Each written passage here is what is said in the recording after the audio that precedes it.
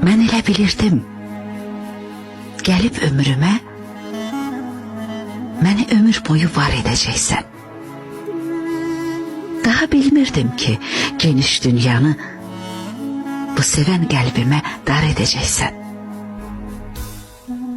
Deyirdim, Allahım səni yetirib, ömrümə nur saçıb çiçək bitirib. Axı nə biləydim, qışı gətirib, qara zülflərimi qar edəcəksən.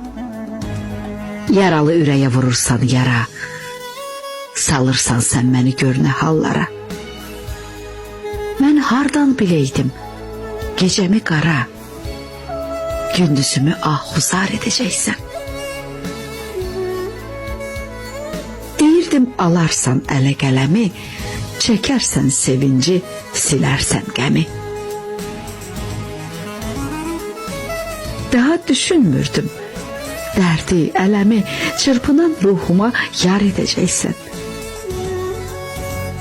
Tək sənə deyirdim dərdi sərimi, sənə bağlamışdım ümidlərimi.